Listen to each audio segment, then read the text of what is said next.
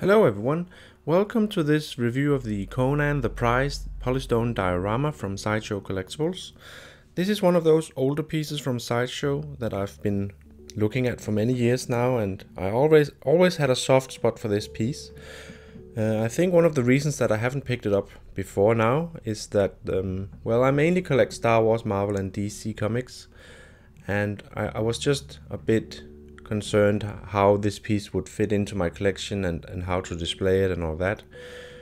But I think in recent time I've become more open towards the idea of having a few Conan pieces in my collection, and I definitely think that one of the reasons for this is that I got the Colossal Conan recently. That's the huge book that I made a video of already.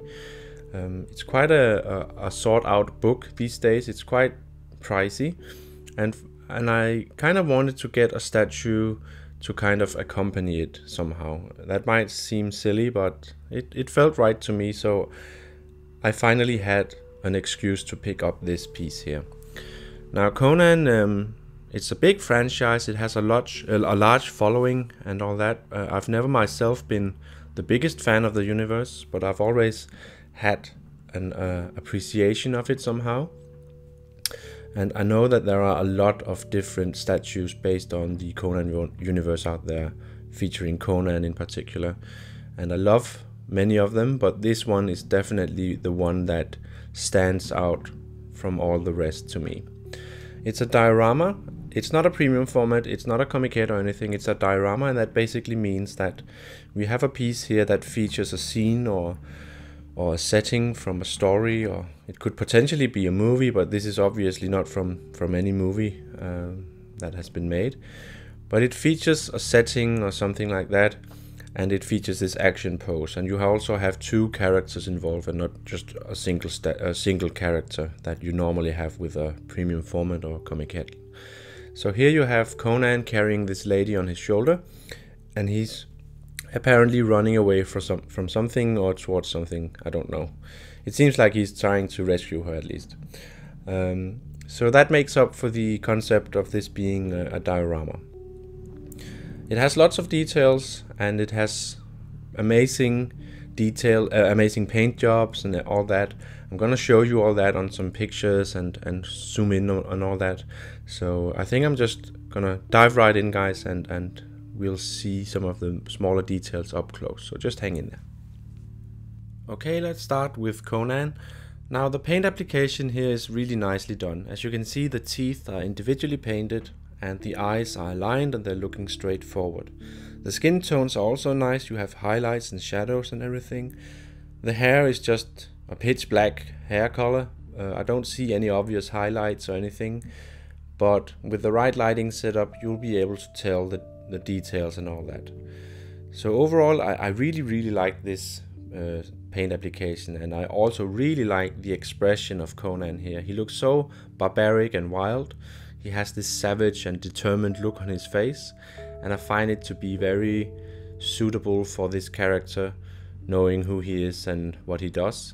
I find this to be very representative, and it also creates a bridge between this statue and the comic books from Dark Horse Comics. I find this piece to just really represent the character very well, both from his looks here, but also of course from the overall design of this statue with him carrying this lady. But yeah, it looks really nice, I think. The armor bits here are also nicely applied. This is of course fully sculpted, as I said, so you have some nice details here that is sculpted on and nicely painted. On the back he's got this scabbard here with the handle of a sword that's just inserted here.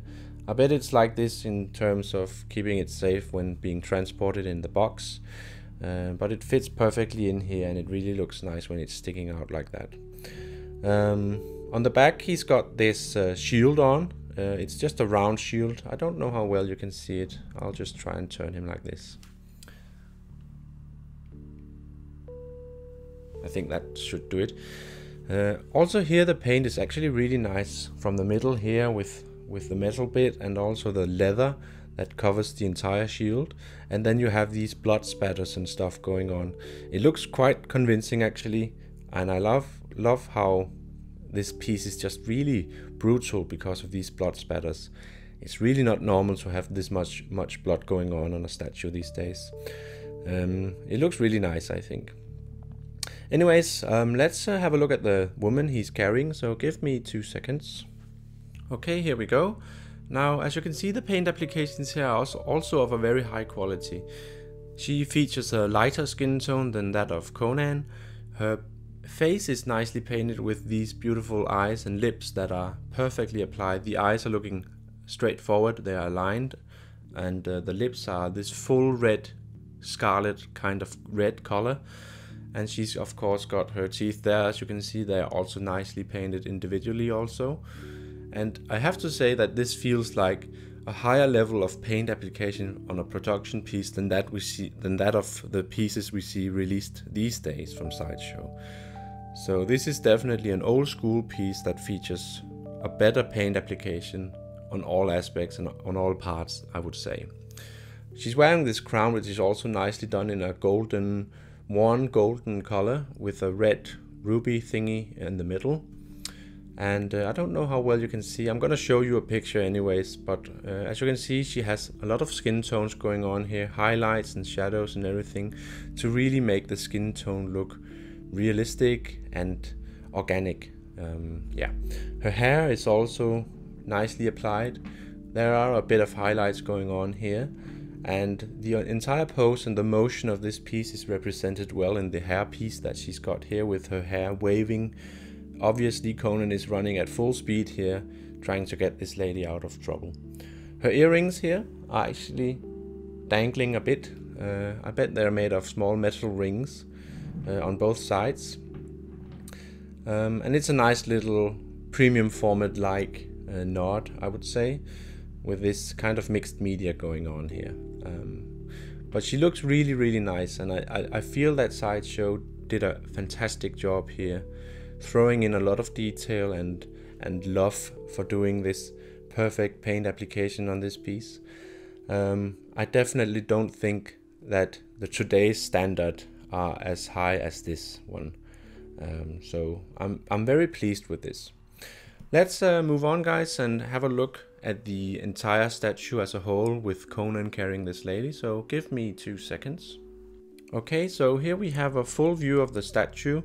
Without the base though, and one of the main selling points I feel about this statue is the overall design and the concept here. I really like this idea of Conan carrying this lady on his shoulder as if she's some kind of bounty or prize, as the statue's name also gives away. And I think it's really daring of Sideshow to do this, and I find that kind of applaudable, because this isn't really something that you'd probably see on releases today in terms of statues, at least. I find this to be very iconic, or not iconic, but more of a representative piece of the entire Conan mythology that really has themes as violence and sex or erotic themes going on for it.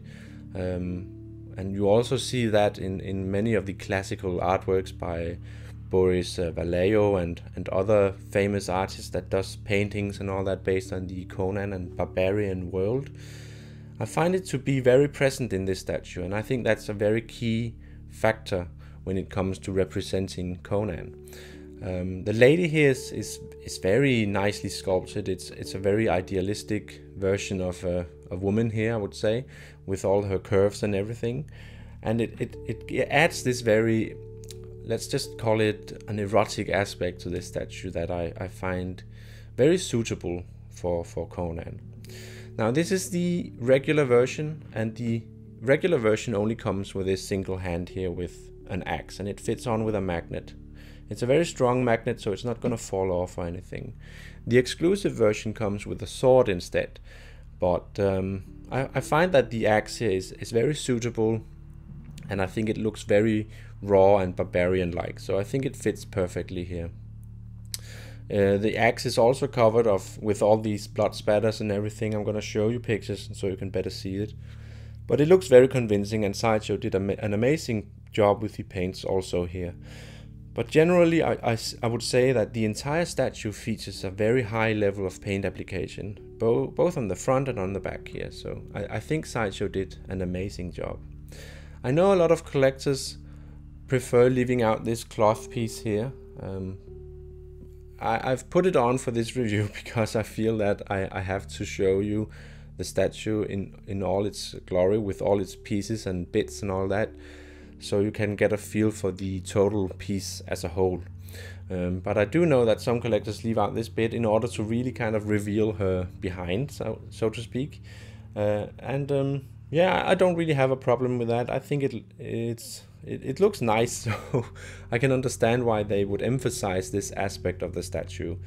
So I feel that this is maybe an optional piece that you can choose to either have on or take it off. Both this piece and the piece that she's got running underneath her arm here are detachable, and they fit in via 4 holes that she's got on her lower back here. It's kind of difficult to see actually, especially if you're looking at the statue from the front. So you can actually display this piece without too much of these things here attached. But there are these 4 holes, so if you're looking from up and looking down on the statue, you're going to be able to see these 4 holes. But overall, as I said, the main selling point of this piece is definitely the concept here, the design with Conan carrying this lady here. There's a sexual appeal to this statue I think that many geeks and nerds are gonna fall for. I find that to be completely fair, because I think it's the same thing going on with the lore, the stories of Conan and all that. I think it's the same thing that's present there anyway, so I think it's totally fair that this statue does what it does, and shines the way that it does, for whatever reason that might be. Alright, let's talk a bit about the base, because the base is also extremely nicely detailed and painted, so let me show you. Alright, here's the base, and as you can see, it's very nicely detailed. It's not that big, as you can see here, but it has so many details, and it's very, very heavy actually, so it has no problem supporting this statue that has this dynamic pose with arms and legs sticking out in all directions. It's a really solid base that does what it's supposed to do, but it also has these amazing details and all these lovely paint applications on it. We have a skull here in the front that looks really nice for a skull, at least. And then of course this pillar here that Conan is standing on. And the ground here is also nicely done, by the way.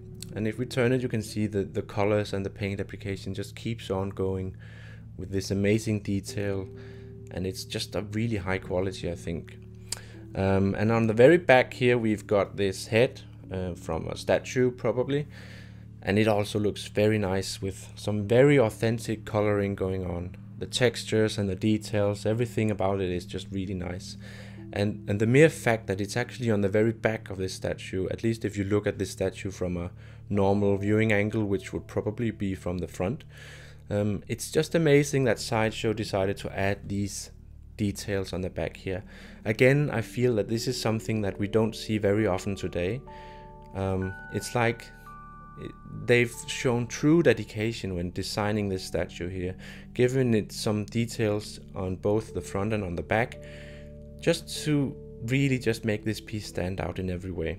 I find it to be, or at least one of the criteria for me when it comes to statues that makes a statue very good, is the fact that you can enjoy it from many angles with all the details, and from a design point of view, if it looks convincing even from the back or from the sides, I find that the statue is really amazing. And I find that also that is the case here with this statue. In my unboxing video, I talked about having problems inserting the foot here into the base, and I really did have problems. I actually needed to use a drilling machine and drill into the hole that the metal rod goes into in order to expand it enough for the metal rod to go all the way down into the base.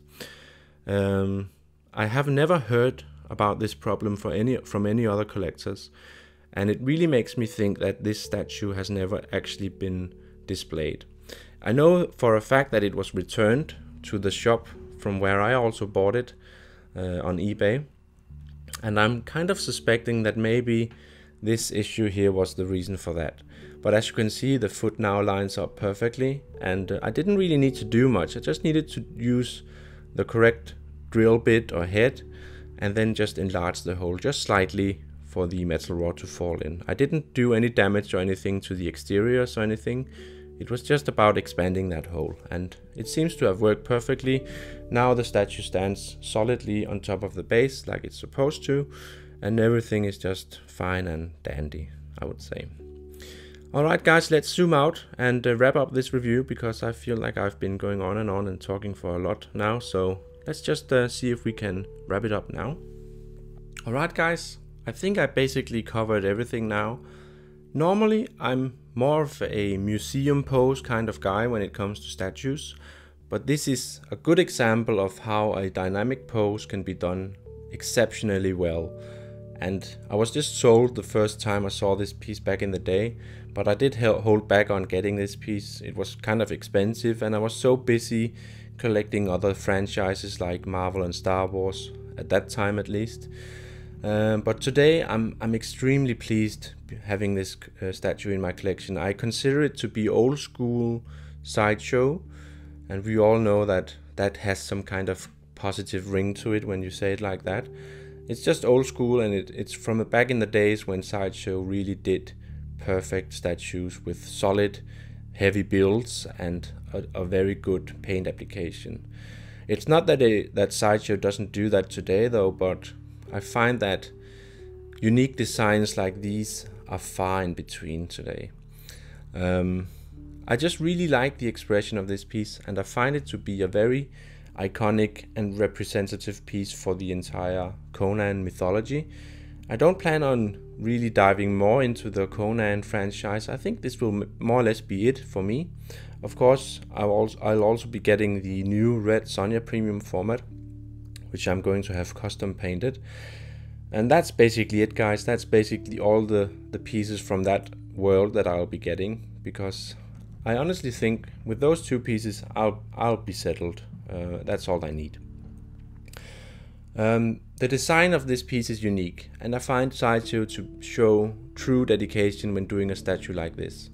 It's not anything you would see being released today. I think it's simply too daring. I think it's too, well, unconventional isn't the right word, but it's too much of a good thing, if I can say it like that. You have this almost naked, she's basically naked, this woman, and honestly, how often do you see Sideshow releasing a statue featuring an almost naked woman?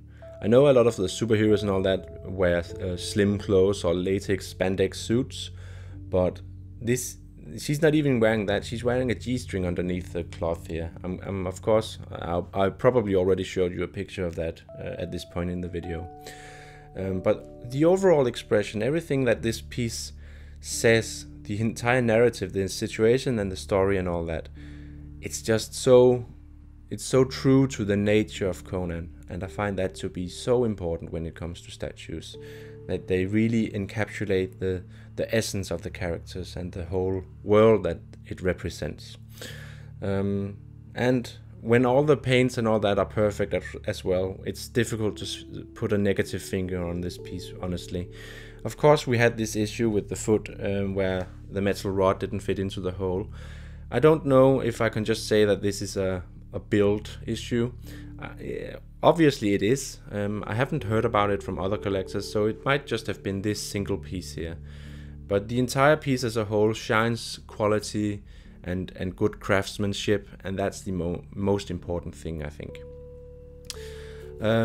So yeah, I can only give this piece my highest regards. If you are considering getting this piece because you want to add Conan to your collection, this is definitely worth considering. I know there's a lot of other pieces out there featuring Conan in different settings, and also featuring half-naked ladies for that matter.